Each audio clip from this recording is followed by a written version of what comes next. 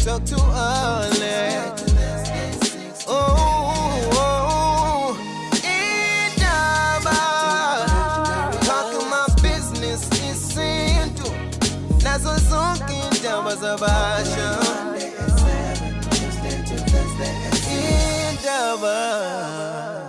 Sekulesithathu from 7 to 8 sisuke sibheka indaba zesintu. So lolu hlelo libizwa kanjalo vele kuthiwa Indaba Yesintu, and siba khona from 7 to 8 njalo nje ngolwesithathu, and la sithi sibheke izinto zonke mangabe kusuke kuyi first Wednesday of the month, like namhlanje nje umhla ka2 kuDecember, so egcina ka2020. So uzofuna ke ubuze ngakho konke ofisa ukubuza, kumbe kune topic owagcina ungangenanga kuyona, or you have an experience you want to share about how your ritual was done, or protocol ethile yesintu, ufuna ukclarify izinto ezithile ngoba kubuye kube khona indida as well kulezi zinto zesintu, uthola ukuthi wena wazi kwenziwa ngenye indlela, into ozoyizwe sikhulunywa ke la ingabi kanjalo. So lolu hlelo ke is all about that. We are live if ungaya nje kwi app Gagasi FM, lapha ku video you can watch the show on Gagasi FM YouTube channel as well. Ungaya kwi page ku YouTube Gagasi FM, Instagram yes, same story. Facebook Indaba with Alex allows us to la khona. Okay, so let me introduce my guest esoba nawo namhlanje. We have Xolani Mtshali, expert kwezesintu namasiko. Sikubingelela Magalela. Sohlaza ngibingelele mfowethu ko songatshaza, ngibingelele kumzilikazi uMashane, didelo hlelo, ngibingelele abalaleli nabathandi bohlelo bomsakazo wesintu Gagasi FM ngokubanzi balo. Ngiyabonga. Siyabonga kakhulu. Uhlabangani ke lo umnumzana Mtshali, then bese sizoba ke la nodokotela uthule bona Mnyadi. Siyakungela dokotela. Asibingelele kubalaleli beGagasi, sibingelele nakwena sikhangane nakuma baso, ngibingelele nakuhlabangani nje cha ke iGagasi sekunjalo kushuthi inkesi siyabhubhudla kodwa ngokwesintu. Okay, so inamba yethu ke ithi 0861596596. Makwenzekile le number yakunika inkinga yokuthi awungeni kuyona, sinayo special nayo iceleni ongayizama 0315373000. Yabothi ngikunika zoyi2 0315373000. Ungabhala comment yakho ku status Facebook page Indaba with Alex, on Twitter as well at Alex Mthiyane, and as I say, you can watch this show now as iyenzeka, and podcast yakho uzoyithola ngasekugcineni. So we open line, so noma yena ufisa ukuyibuza noma ufisa ukuyishare, uvumelekile nawe mhlambe uyi-expert uyisazi emkhakheni wakho la ukhona wamukelekile nawe ukuthi ufone. Matata, asisikhuluma ngeindaba zesintu nanezinto ezenziwa ngayo, khambe sifike la ekutheni isibongo kasibalulekile kangako kahlehle. Uthola ukuthi umunye umuntu uyafuna ukuyinamathela isibongweni ngoba esediscover ukuthi ubaba wakhe wayelesi sibongo, but uthola ukuthi mayizinto zingalandelwanga ngendlela, uthola ukuthi useyona ngokwenza njalo. So ngiyafisa ukuthi ngingene la kanjalo ngoba masikhuluma ngendaba ye-adoption, we are in 2020. Uthola ukuthi here kunomuntu ozothi wa-adopt semncane seyinyanga ezimbalwa, wakhuliswa leyo family osokuyifamily yakhe, but athi into mangabe ngihamba ngibheka abathi bedisela izinto zami ilento yesibongo. Uma ukuthi ngalungiseka, then kusho ukuthi isibongo asibalekile kangako njengoba kushiwo. Ngiyafisa ukuthola iview yakho lana dokotela. Qala before ngiyeke umtshali. Sikhangane labalaleli. Isibongo sibalekile. Asisho ukuthi asibalekile. Ngiyakuphika lokho. Kodwa kuya nokuthi wena uqhamuke kanjani kuso. You specific kule adoption for instance. Nangu umuntu ozothi ngibizwa ukuthi ngokwa Mnyadi ngoba nga-adoptwa le family, kodwa manje izinto zami kuthiwa ziyabheda ngoba ngisebenzisa isibongo esirong. Ngilaleleke umuntu o-adoptiwe angeke izinto zakhe ibhede ngoba ngesikhathi ngi-adopta uMthiyane ngenxa ukuthi ubeke kuma social worker anginangane mhlambe ngifuna ukumkhulisa agcine seyindlala ifala ekhaya ngoba anginangane. Ngimxhumanisa nethongo la ekhaya, ngilitshela ukuthi njengoba mina ingane ngingenayo, nanga umuntu engifuna mmisa aqhube nesibongo sayo, nansi imbuzi engikhuluma ngakho nethongo la ekhaya, ngitshela ugogo wami la ekhaya, ngitshela umkhulu la ekhaya, ngitshela ubaba ongizalayo uma ukuthi usashona, ngitshele ngisho umama ngoba bayalibona usizi engikulo. Ngakho ngesikhathi ngimbathisa ngale umbrella le yesibongo sakwaMnyadi, angeke kube khona okuzomthinta ngoba konke usuke senikelwe kaMnyadi. No ngiyakuzwa. Then follow up question ke eza kuwena Mtshali la isiye ukuthi ke sekwenziwe yonke lento ayishoyo uMnyadi. Aphinde umuntu aphikelele ayofuna ukuthi isibongo sakheke ngokwe DNA kwakuyisiphi. Kwakhona lokho sekungaseke kumbhedisela izinto. Sombaza ake ngiqale la ekuthenini yini isibongo. Isibongo it's whereby ngithi mina ngingwakwabani ngiyinika mina bese ngithi nomuntu ozolandela emva kwami andele ukuhamba kwami uzoba wakwabani. Then ke bese siyaqala sibiza ngaleyo nto sonke kuqhubeke kuyaphambili. Right. Nje mangabe singabuyela emuva sizana ukuthi babe bangaka abantu abamnyama abadala mhlawumbe babe babili njengoba izibongo ziyimiliyoni. So ke kuya ngathi ke ukuthi mangabe siyivuma lento ngihambisana nayo it's okay kulungile ngiyavuma ngiyahambisana nayo ngoba ngilandela okwashiwo. Uma ngiyiboycotha angibe nama grounds enele ngibe nendlela yokuyixazulula eyenele. Okay. Right, mangabe ngithi mangibe nama grounds engibeke isibonelo kunezingane iadoption sike sakhuluma ngelinye ilanga sabe sakhuluma ngisho nezikamfowethu izingane ukuthi ngiyakwazi ukuzala izingane zami kumkamfowethu zibe ngezikamfowethu.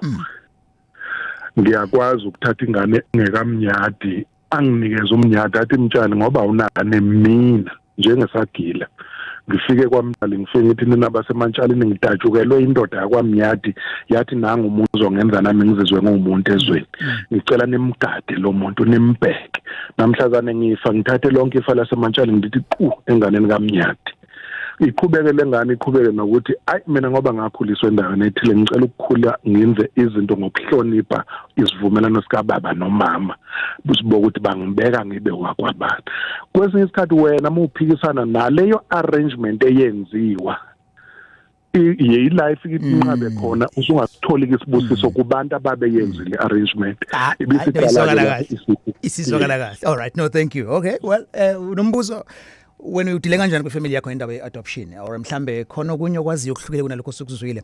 This is when we ask you to call kahle hle azoba mafishana ama questions namhlanje because ingeyakho inkundla ku 0861596596. Mnyadi la ngasekulapheni nje wena udokotela nje uyinyanga unokuzwa la makusuke abantu bebhala even on this show must befona ku open line ukuthi ubabona ekhaya wayethwele. So utheme eshona sekunezilwane manje sesihluphayo la ekhaya asalali asazi lento sizoyivala sithini. Abanye baze bathi empeleni ithwala lesilwane sogcina sesidle kwanina la ngoba akekho umuntu wazi imfihlo zokuthi lo muntu owala ekhaya wayethwele nje ethwele endlelani. Kwenziwa njani esimene sifana leso? Ingakho sakubalula sikhuluma ngaso isihloko sokuthwala ukuthi ukuthwala kuyingozi kakhulu uma uzosebenzisa izilwane ngoba isilwane make sangena egcekeni sixosha ithongo la ekhaya liphumele ngaphandle kubuse sona ngisho ungahlaba unyaka nonyaka nobuhlaba inyanga nenyanga egcineni uhlabela sona ithonga lisathinti lutho la ekhaya. Uma uke wahamba emhlabeni ingakho Alex ukuthola ukuthi uma umuntu eshonile impahla yakhe inkomo iphele sibayeni ingakapheli ngisho inyanga ezintathu. Imoto ivuthe emgwaqweni imile wezwa lonto ngishisakhiwa kade sakhile uthola siyabhubha ngoba kusuke sekusuka impi yalesilwane ngoba senamelusi. Kodwa ukuyilungisa lo yinto enjengaleyo nakuba kulikhuni kodwa kufuna ngikubeka uqonde ukuthi ngqo lo muntu osuka ethwele ngoba usuka umxoshwe ethongweni kwayena sethwathwa wesilwane esiphilisa abanye abantu abasaphila ngaleso sikhathi mukugudluzeni ethongweni ningabe nisamemeza kokuqala asuswe abekwe eceleni. Okwesibili uma isesusiwe qalani phansi nibuyise ithongo kabusha ngoba ngesikhathi nisusa isithunzi sakhe la ekhaya ekade nisimemeza kade ethwele nezilwane zakhe iphuma kanye naye uyangezwa kahle bese nibuyisa ke manje ke ithongo la ekhaya nihlambulule igceke nihlambulule ithongo nenze yonke into egcineni nazi ukuthi sekoze kubhubhe umhlaba engaphindanga wamenyezwa lo muntu okade ethwele la ekhaya ukuze umuzi uhlala umile nesibongo. Sure. Wegagasi. All right. Mosifica sesiphakathi asikhulumi nje ukuthola kuphela. Uraise noma yini ofisa ukuyiraise la. Bengibuza nje ama questions we spoke about adoption. Then ukuthi silahla kuphi. Neka manje kukhulunywa ngendaba yokuthi umuntu ola ekhaya ubethwele angicabanga ukuthi into umuntu angayisho leyo ukuthi yabo nje Yho simnandi kanje la ekhaya ngoba kuthwelwe so mase ngihambile okwenza nje angazi I don't know kuyenziwa mhlambe you have one person omtrustayo umtshela ukuthi mangasekho okwenza ukuthi nokuthi we want to find out from you as well. Let's take ke umlaleli wethu from Embombulu. Sawubona Anonymous. Sawubona Alex. Yebo sis. Yebo. Alex nginenkinga lana. Umndeni wasekhaya izinto azilungi ngenxa yokuthi ubaba wazalwa ubaba wengene kanti indlela benza ngayo ayabangenanga kahle. Futhi lo baba wangena gogo akangenanga ngendlela eright ukuthi fanele abike. Wafele nje babenza ivumelwano babili basebenzale kubaba. And then after sezaliwe base wayiwele ubaba base beyamsindisa ijeke bambulala. Bamgqebe esidakeni.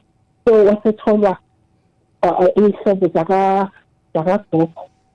Then zamsindisa kanjalo so thina bangabe sizala sizalo umuntu vele oseshonile ngoba yonke indawo la khamba khona ithiwa sihamba nethuzi ngoba vele umuntu osevele wayesebulawe vele esibongweni nje uneyinkinga akulungi lutho isimo sizalo ngicela ukusiza kakhulu kumnyadi ukuthi ngiyibheka kanjani ngoba akulungi lutho kuqale kumnyama yonkinto. Yes ngicela ukumlandelela Alex ungatheni ofela. Yeah. Ugogo ngesikhathi engenwa ungenwe owesibongo la igane khona noba kwakumuntu weqhamuka ngaphandle. Kwakuyimfowabo kodwa gokozali kulamana obaba bo. Shothi isibongo esifanayo. Yebo ba. Yebo. Babe manizwa umlando babe mbulalelana ubaba wakho bezamelana kumbulala. Babembulala ngoba kuthiwa ubaba lo wayeshade nogogo umkhulu wayeshade nogogo wayengenabo abafana manje sekuthiwa ngoba wayesezela amantombazane mazalo ingane yesilisa yona nje isikhatha ifa yabo le ndaba zakuqala ukuthi magcina umfana. Umfowabo kamkhulu wakho esefuna ukudla ifa yena personal lingadliwa ingane. Ngiyacabanga baba ngazi. Sekutholele. Okay right xazelwa kanjani lenkinga? Hey yabona Alex into le yomndeni manje. Yabona kwakumfowabo kodwa esibongweni shuthi amakhehla ngaphambili ayalamana. Yes. Mabengena abangambikela lokushuthi owayengenile la igcekeni engena ugogo weze ngenhloso kokuzodla ifa kwaqhamuka lo baba walo ntombazana. Ngesikhathi bemkuntula bemlahle esidakeni ingalesikhathi ithongo lidinwa embathiswa ithunzi lobumnyama. Sekufuna manje ke yena ubaba wabo qobo aqonde ngqo emsamo acele inhlambuluko intathelelo kukhwenyana kagogo lo owayeyibambela uyise wakhe kuye. Okay yangizwa ngithini acele inhlambuluko. Yebo Anonymous. Yes yebo ubaba naye akasekho ngicabanga ukuthi ikona lo usebenza ukuthi inkinga zindlela evula. Oh amsekho baba. Yebo baba. Okay kulungile mengasekho baba akuhlangane lezi inhlangothi zoyi2 zale mezi.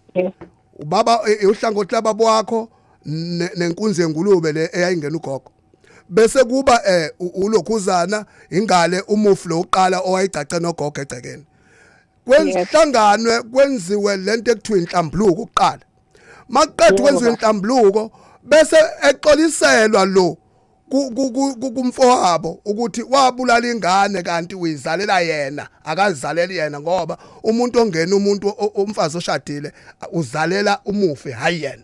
Mase beqedile bese kuthathwa imbuzi yokubahlanganisa bese kuthi nina ingane zakhe nibulawula imbuzi eyodwa niyogezwe emfuleni ohambayo ngomswane nisuswe ithunzi lale yayimpi yonke into yobe siqondile. Okay ngikholwa ukuthi kuzolunga ke sisi Fisenhlanhla siyabonga. Inamba 0861596596. Asithathe inkululeko mkhungo eMlazi. Sho inkululeko? Inkululeko. Oh sorry inkululeko sosobiyela kena. We have Anonymous eNewcastle. Mthiyane. Oh sabona Anonymous. Siyaphila kunjani kwena? Yeah siyaphila ngibingelele no baba futhi. Yes siyavuma phela. Yebo nginembuzo ewuthu abo baba. Oqala umayelana nenhlawulo ngithole ama-twins ne-last born nomuntu wesifazane la then wase elimala yasilimala i-last born so bengicela ukubuza ukuthi lapho inhlawulo khona iba kanjani ngoba ngangakenzi lutho vele. Okay. Umbuzo wami wesibili. Yeah.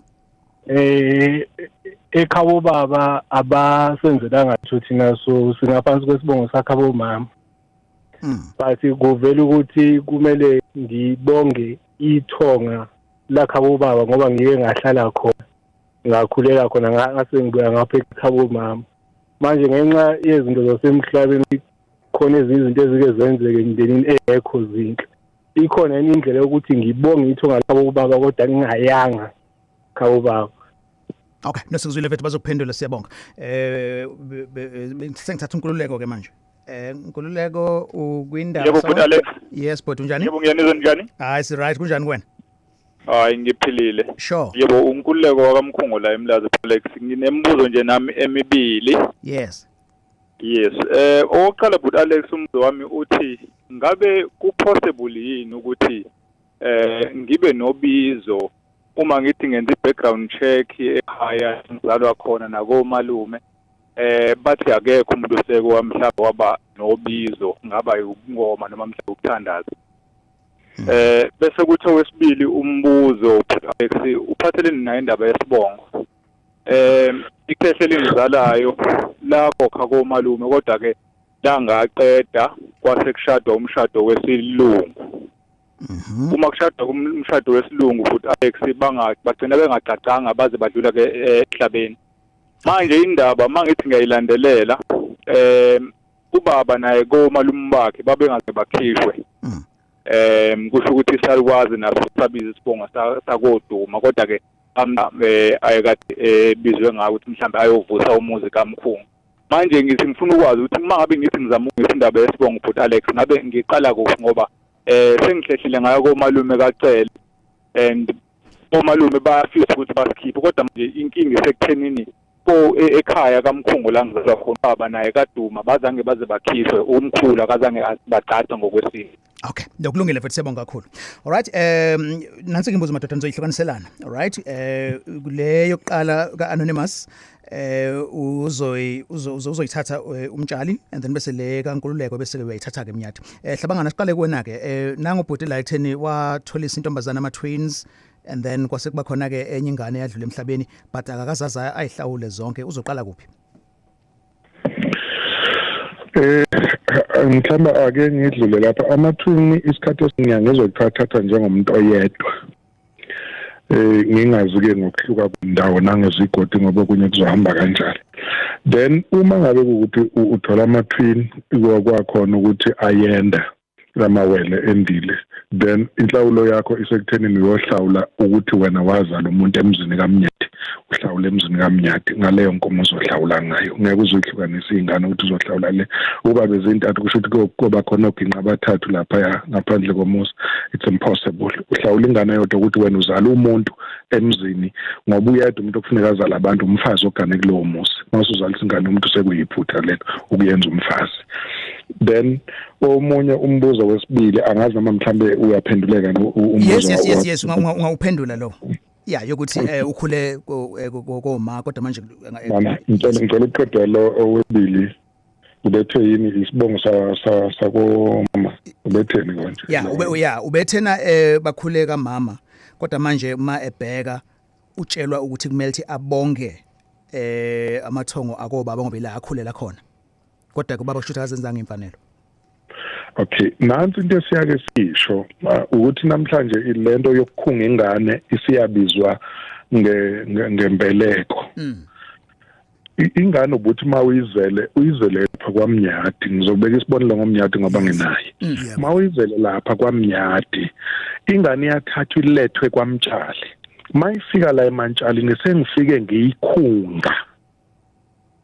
Mina njengomtshali ngiyikhunga ingane sengiyenza okwenziwa eMantshalini okuyusiko uma ngabe kuukuthi ingeyase eMantshalini ngempela, unlike weba abantu sabathatha ingane zabo eminye imizibezisa kweminye. Mawukuthi yaseMantshalini ngizofike ngiyenze ngiyithinte ngenyongo yakithi, mangabe ukuthi yangakithi ngizoyithinta ngenyongo esithupheni nakubhozo lo ngize ngiyithinte ebunzini ngiyikhothisa kancane inyongo yakithi. Indlela engiyikhunga ngayo even noma ngathi uyibuye isifakile isiphandla iyona indlela ekukhonjiswa ngayo ukuthi wefike wemukeleka. Njoba sithi siyakhunga nabo Mnyadi bathi mabenza izinto bathi sikhunga idlozi noma sikhunga into ethile mhlambe idlozi yesi sikhunga lona idlozi basuke bekwenza lokho ngokukhombisa ukuthi siyakuvumela ukuthi kungokwethu siyakwemukela futhi sithi akuchume kuqhubeke kukhule ngaleyo ndlela esikhunga ukuthi akuvumelane nathi sure so ke uma ngabe leyo ngane eyikhulile ngisho noma ingahamba ibuyele emuva kubo iyaziwa ngisho neinhlanhla mina njengoyise ngiyakwazi ukuyinikeza inhlanhla ngaphandle kwembandela ngoba even abazali bentombazane bephila ngavuma kubona ngathi ingane ngiyayazi uma ngabe sekufanele ngiyihlawule bese ngiyayihlawula nje kahle akunankinga but the time ikhula ke lengane ikhishwa isibongo imangabe ukuthi yoba nenhlanhla ikhula iganwe abasekhaya konina bayayithatha babize laba la iyazalwa khona ukuthi usekhulile la usegani ngesikhathi kwenziwa ublanda la kuthiwa kwenziwa khona ublanda mabemkhulisa lo muntu bazomthatha bamthwale baye bayombeka lapha bese befike bemnikeza isibongo bona basekhaya konina besho ukuthi ngwakwamthiyane noma ngwakwamnyadi lo muntu uzalwa intombazane la ekhaya akakhuleke kuchume banda abantu bakwamnyadi kusho thina uma futhi isigcina isibongo sakwamtshali it's okay fine yithe sisho njalo but the blessing is known nanokuthi yena njengoba akhile lapha uyaziwa ukuthi ubani wakwabani ingane zakhe azizithinta ingane zakwamnyadi Okay, no yayezwakala icacile uzophendula unkululeko bese ke sithi ugqinya bathe sikhuluma iopen line namhlanje so noma yini ekudidayo nofisa ukuthi uyizwe nofisa ukuyibeka noma ufuna contributor nje ungasifonela kuyona le number 0861596596 Dr. Mnyadi inkululeko bebuzela lapha indaba yobizo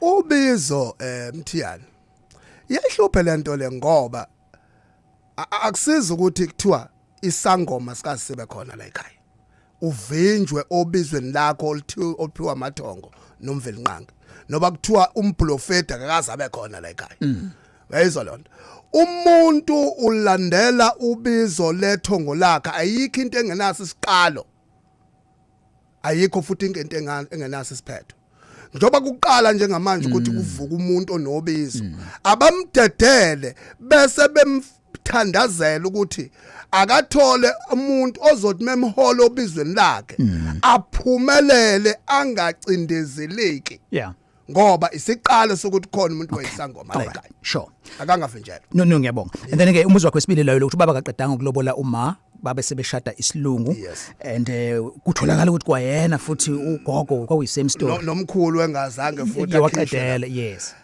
yabona ke isimo esinjengaleso ngizokhotha amagama kaMtshali uyabona iyasala lento ukuthi abantu mabezalisene bese kuthi ekuhambeni kwabo ekuthandaneni kwabo zingalandelwa inqubomgomo yokuthi izingane ukuze ibe nesisekelo esifanele akwenziwe njani kufanele ke manje ngoba akwenziwa ngalutho ubona mabekhishwa abakhishwa bayelapha kwamkhulu ngoba nomkhulu wabo engakhishwanga noyiswe engakhishwanga umkhulu yangizwa ngithena baye kulesa sibongo lesiya bangayi lesamkhulu ngoba nayo bayakusona ngongekho emthethweni ukuze zonke izinto zabo zihambe ngendlela ngenxa ukuthi akulandelwanga usiko lokukhunga izwa kahle injalo indaba alright so kunga lokho kubalekile nakho singa discuss kube topic ngokwayo uyakwazi ukuthumela voice note by the way si ku WhatsApp as well inumber 0789342827 0789342827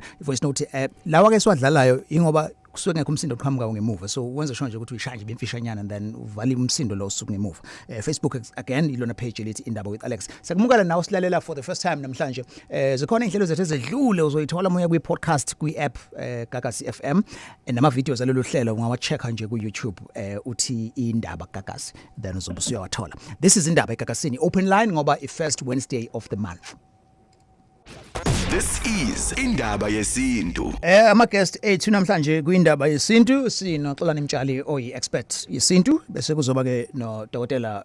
Mnyadi uthule bona uba ingcenyekelo luhlelo ungaya kwi Facebook page ubeka umbono wakho kuindaba with Alex noma ubuze umbuzo and then bese kuzoba na ku ucingo lolu 0861 596 596 on Twitter na ku Instagram Alex Mthiyane.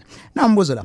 Ngicela ukubuza la ukuthi uma ubaba okuzalayo wakhuluma amazwi amabi ngawe kubantu waze wathi akafuni lutho ezomhlanganisa nawe waze wabiza abantwana bakho ngezinja uma ngabe usulotsholwa abuye azozifaka yena futhi iyaba khona ke yini inkinga entweni enjengaleyo ekutheni you have this issue ingaresolviwe so singaphendula sondikajazi all right yes labangani ngelilanga sisakhuluma lapha sathi yini ikhaya kusindawo yokuba ngumsindo futhi amazwi akhulunywa ekhaya ayaziwa ubaba ingane emazi khona zingezakhe akusiwumsebenzi wakhe ukunqoma azafunge phezukwaso ubaba lo kufuneka abambe leyo ngane ayithathe athi konke okubi ngakukhuluma phezukwa wakho mntanami namhlanje ngithi ngiyakuhlambulula ngithi akungaphinde kube khona okubo kuyokwenzeka kwena ngiyawagodla lamazwi ngicela uxolo kuwe ngisho nasezinyanyeni ezangiphanina njengabantwana kungaphinde kube khona noma kwenzeke kwamina emva kwami kungabikho omunye umuntu ophinda akhulume kabi ekhaya kwakhiwe yes all right no siyabonga.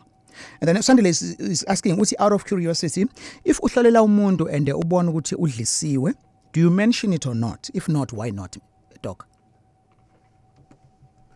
Inhloso okay. Inhloso yokuhlolela umuntu ukuthi azi ukuthi unani. Yes. Angeke ukufihla ukuthi udlisiwe. Ongakufihla ukuthi udliswe ubani.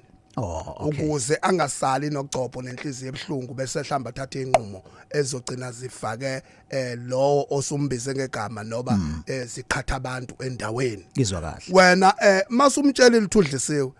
Mtshele futhi uthi cha ke singayilapha lendlela kanje bese ke nilandela lo mgomo emva kwalokho akukho okwenzekile ngomuthi ongaxazululeki. All right no yezwakala nambuzo vela la kumafika kulesikhathi esiphila kusona kunezingane eziningi ezikhonjwa ngoba baba wrong zigcine sezenzelwa amasiko akuleyo mizi leyo nto ayinabo yini ubungozi epheni kwaleyo ngane and then 2 sikhule kunezinto ebeyishiwo nje ukuthi nje kuthiwa mawuhlala phambi komnyango kuthiwa uvimba imali kodwa akekho umuntu osoke waya kohlela umthandazi wamtshela ukuthi wena unenkinga yemali ngoba wahlala phambi komnyango.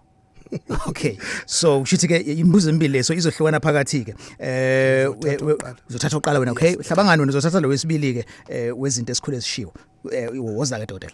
Okay uyabona uma umuntu wesifazane yes kufuna wazi ukuthi imbewu ekuwe eyakwabani ngoba uma usuzohamba ufunisela kukhona abantu abaze bafakwe kubantu baze babathathu behambe kuthiwa beve ashiselwe impepho ngala uyaphuma ashiselwe impepho kwaMtshali aphuma aye kwaMthiyane yabo lo muntu uma ekhula uzoba ingane eyihlongandlebe ngenxa yokubangwa zidalwa okuqala lokho.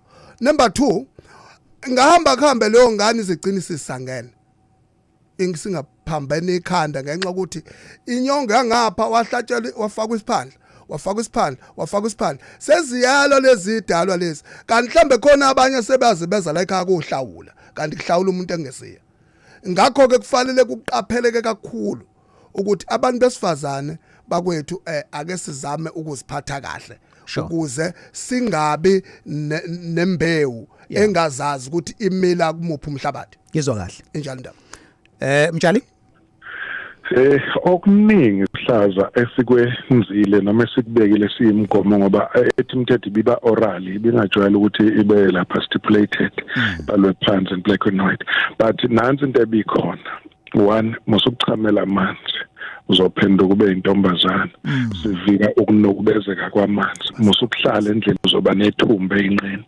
sivika ubuvila musu ukwenza noma yini into esetshenziswa umphathi omningi ngoba phela umfula njengoba silapha nje eThekwini umfula bayawuphuza mhlawumbe everile bayawuphuza empangeni still uhamba nokungcola kwakho suka nakho la kusho ukuthi baningi abantu osubangcolisela amanzi bezowasebenzisa same thing nalokho ukuhlala kwakhe eminyango kubuvila nje. Okay no izwakala kahle all right well sino Xolani Mtshali kanye ke nothule bona Mnyadi anonymous uselinde isikhashana nje anonymous sizoya kuwena uGagasi njani Alex siyaphila mntaka baba siyakumukela Gagasini isaqala ukubuza mina la ukuthi uma kwenzekile niwumndeni nanyathelana inhlambuluko iyaye kwenziwe kanjani lapha kwinhlambuluko right Mtshali Sorry Mnyadi. Okay. Yabona inhlambuluko ibaleka kakhulu kuya nokuthi ke ubani onyathela omunye kuqala lo munye wase ephendula kanjani. Kodwa lo oqale uchuku uye kufanele eze alethe inhlambuluko kulo ayenze kuye uchuku. Uma ke into ehluphayo emndenini ile ndaba kuthiwa khona indle enkulu kanti indle enkulu iyona echukuluze indle encane bese ke kuthiwa indle encane kodwa iphinde ize endlini enkulu ila kusuka khona ukhuvethe bese umndeni uyabhuqeka. Uma nje nithintene azani iqiniso lokuthi lowo abavuma umndeni wakhe mengasekho ukuthi awulethe inhlambuluko ngala bese iyamukelwa kudoniswe kwenziwe lokho okuzodala ukuthi isibongo siphinde lidlelane ke phambili. All right, ngizothatha ke nama voice notes uzowathola nje wathumela ku 078 934 2827. This is Indaba Yesintu. All right, asezobulungiswa lana Mtshali nawe dokotela. Umlaleli ngiyazi ukuthi umphendulile ngokuthi kufanele abantu bayithobe kulungiswa izinto. Mhlambe kunokwenzeka ukuthi ubeqonda ukuthi steps sakhona siyini, kuhlatshwa imbuzi, kuhlatshwa inkomo, kwenziwa kanjani kafushane nje. Okay.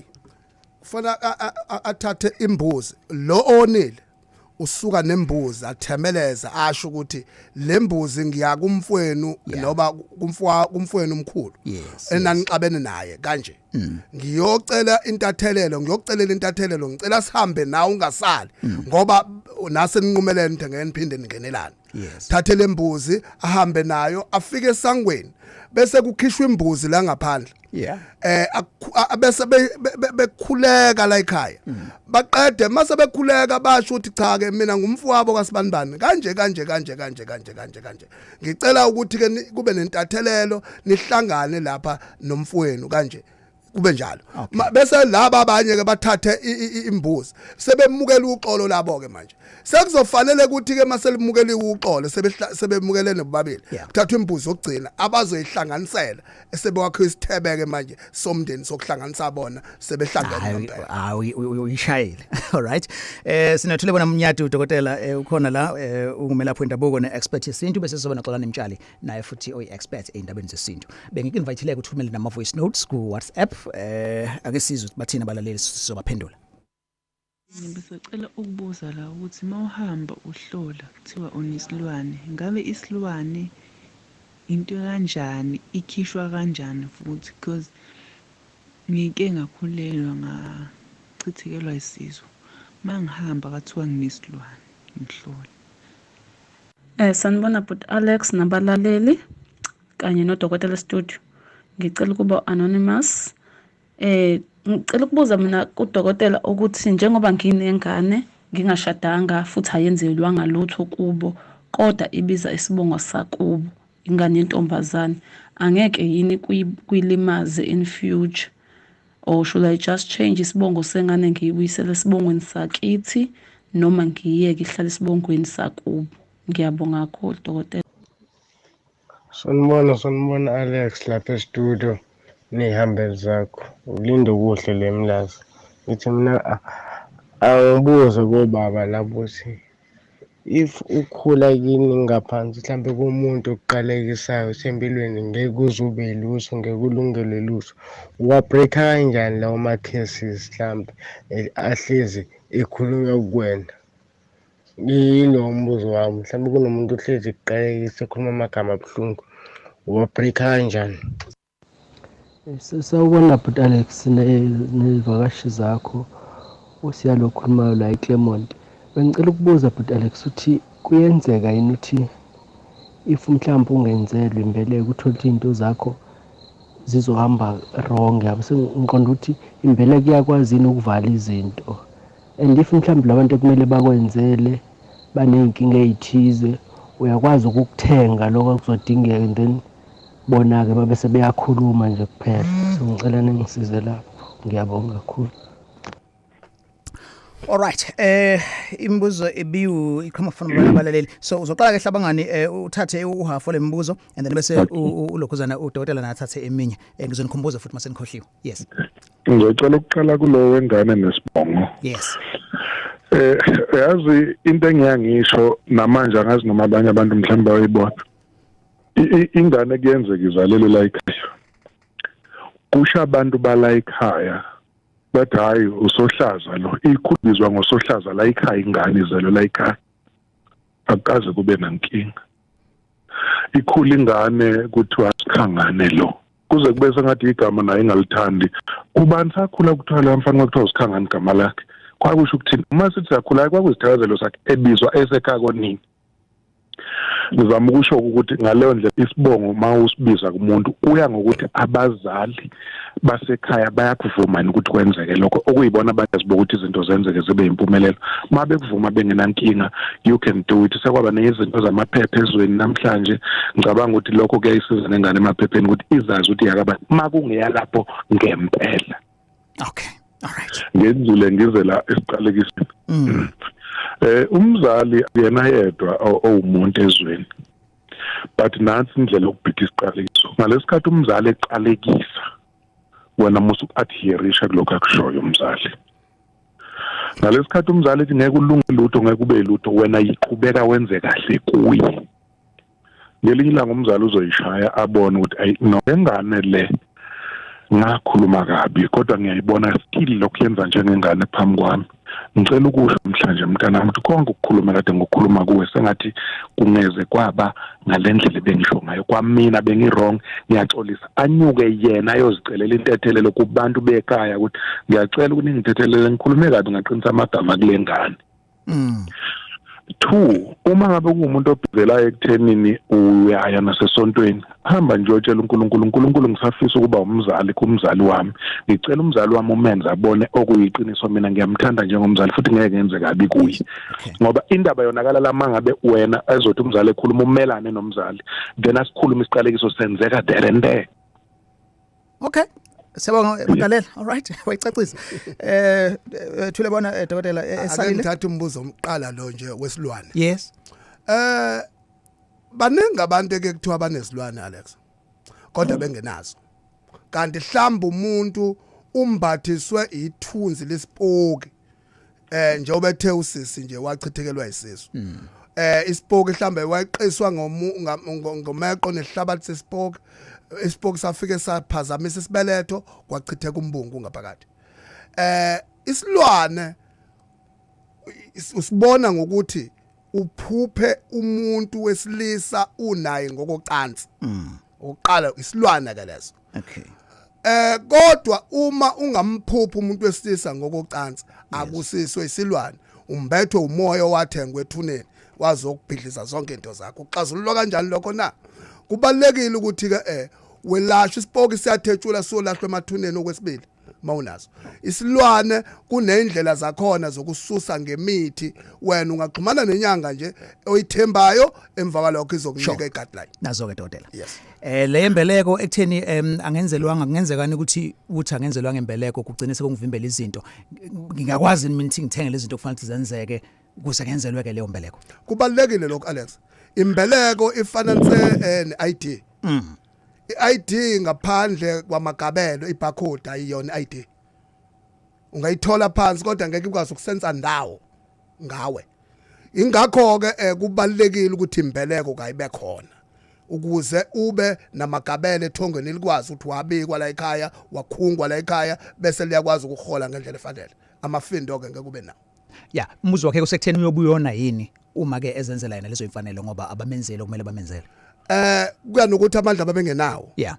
Akathathe imali amandla asekwaba imali. Yes. Athathe imali makuthi ufuyile ke kusemakhaya athathe imbuzi esibayini sakhe afika yiphe lofa afanele enze lokho lo bese ke enza lokho ngendlela anikwe yona ngayo. Nazo ke angazenzeli yena qobo. Sure.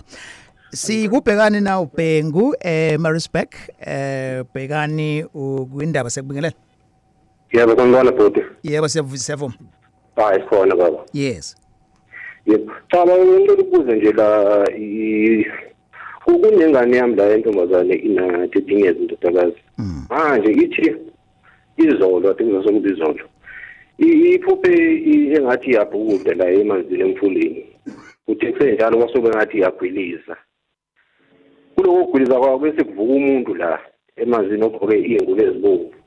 Ufuthi wayihlenga wayikhiphela ngaphandle.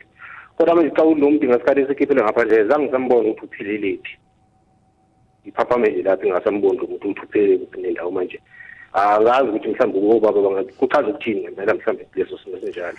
Kubalekile lokho mfowethu sigawula sketchem ingane ingenwe umoya womngoma amanzi abeqonda ukuthi ingibathiswe isimo somngoma izothwasa kodwa ngoba isencane nina hambani nithola umuntu ozoyenzela amagobongo niwaphothule bese kuyacela ukuthi ayiqhubeke nemfundo kuqala ngaphambi kokuthi ithongo litshengisa ukuthi kumsebenzi walo ifuna iwenze kanjani nomngoma ingakho isangoma lesi ekade sigqoke ingubo ezibovu sinyamalalile ngoba azile ngempi kodwa besitshengisa ukuthi imbathisiwe sukumanike nabazali bayo nenze kanjalo. Ngiyabonga kakhulu mkuba. Siyabonga kakhulu nathi Mr. Pengu. Alright, sithatha usabelo hlatshwayo kamasho. Sabelo sabona? Sanibona ngibingelele nako baba nakumkhulu. Yebo baba. Shobo. Yebo, nginembuzo ewuthunji ngicela ukubuza ulo ngizobhekisa kumnyadi ngoba uyinyanga ukuthi inyonyo yomthakathi isikhova uma kuthiwa sithunyele siyothakatha ngoba sibasha kule ndawo kodwa manje yabo nje ikasikhova sidlala emini nje ukuthi sithunyele ukuthi senzeni kahle kahle mengathi ichaphu lapho. Owesibili umbuzo wami unomalumekazi washona ngathi iminyaka emithathu edlule ngisanda kumphupha ethi uzoyekisa umalume ukudla inyama manje ngil-understand leli phupho lithini but uma usaphila usakhona. Okay. Angiphendule yombili lembuzo wangicawuthi nephupho lihlangana nami. Right. Kunje. Uma ethi ngizoqala ngalo ugcina. Uma ethi uzoyekisa uninalume ukudla inyama. Yingoba kukhona angakwenzi kahle ethongweni yena. Uyangizwa? Njobe ephila nje. Uyalincisha ithonga kalenze lutho oluyisithebe. Uyangizwa? Ngakho ke yena uyasutha ngala lona lambile. Ukuthi bazomyekisa inyama lizomphuca konke anakho agcine sewumquba. Akaphakameke abheke ukuthi uhamba kanjani ethongweni. Ngathi angezwa mkhulu. Ngizwa kahle. Siyeke lapha esikhoveni. Isikhova sinyoni engabonakala emini, ebonakala ebusuku. Kodwa ukungena kwase egcekeni kusuke kubika umhlola. Ngoba kusuke kungalandelela izulu noma kudlalela umphezulu ngesinye isikhathi noma lo muzi ugcine sekushona abantu belandelana kufuna niphakame nithole izintelezi nje zokuchela ekhaya nize nithola amandla ukuhlambe ngelinye ilanga nifake izikhonkwane nicuphe lo mthakathi onilandelayo ukuze nihlale nivikelekile. Siyabonga kakhulu. Alright, thatha usiya nawe mpenhle. Sawona siya? Alex Hamash. Sure, kunjani? Sure, mfethu angiphuthume nje isikhathi sesiphela. Inombuzo la mfethu ukuthi into yokuzalelwa komalume ungakhokheliwe uqede ungakhokhelwa uba wako malume automatically noma kunesilwane esithize ekufuna sihlathwe esizobika ukuthi no lo mntwana lo ubelonga ngala ukubalekela ukuthi kube nezinto zokuthi mhlawumbe uthola ukuthi uyabakwa uthola ukuthi nangale ekhaboni noma la kuba babakho kune ethi ukhona omunye umuntu okudingayo futhi khona kahle ukuthi awukhokheliwe nokuthi izinto zakho kuyenzeka zivaleke zivalwe ukuthi uyabanga. Okay. Manje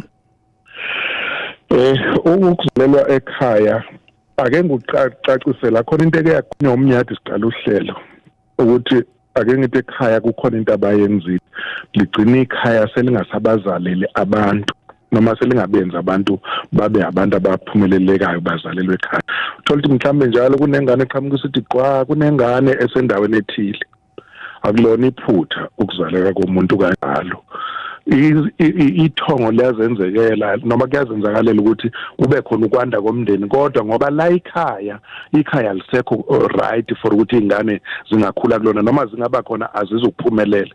Uthola ukuthi umuntu ogcina ephumelele loya muntu osuke ezaleke ngaphandle kodwa ke indlela yokubhekeka nokuvikeleka kwakhe mayezalwe emtshalini mina njengomalumakhe ngizomthatha ushanami ngimfaka isiphandla ingane kadadewethu le esakhe isiphandla ngisifaka ngapha esandleni sokunxele ngoba usifakwe ekhaya konini.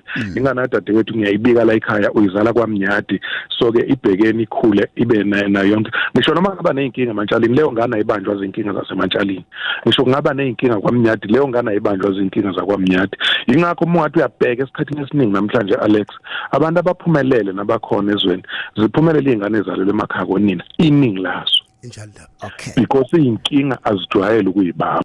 Kodwa indlela okufuneka thina sikwenze ngayo kungabi sasiqalekiso ukuzaleka komuntu ekhaya. Umuntu udalwa uNkulunkulu. Masingabuyela kulezi zinto zokudaleka kwabantu, even uDavid ngoba namhlanje azala uJesu nje inkosi ehlonishwayo. Abaprofeti abakhulu oSamuel banendlela bebethi mabezozalwa ngayo, even uNkulunkulu akhulume nonina. Ngoba kuzozala umuntu omkhulu. So ke asikuqaphela ukuzalwa kwabantu. Umuntu uzalwa kanjani? Okay. Buka ke isikhathi sesiphelile njalo lesikashana nje sifushane.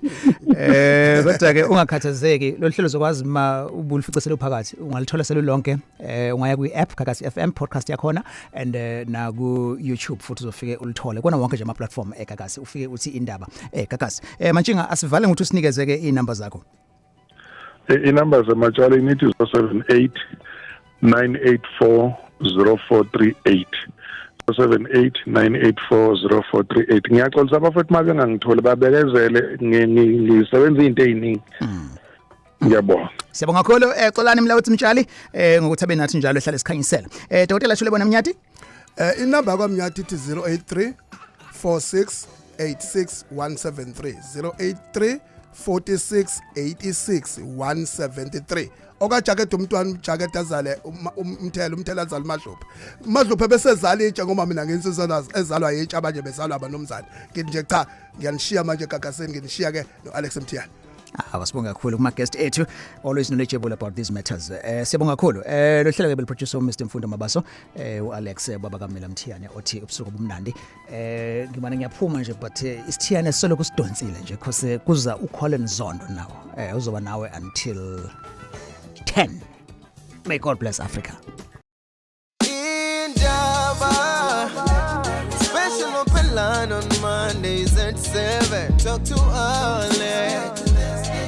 Oh, Indaba, talking my business isintu. Nazo zonke indaba zabasha. Indaba.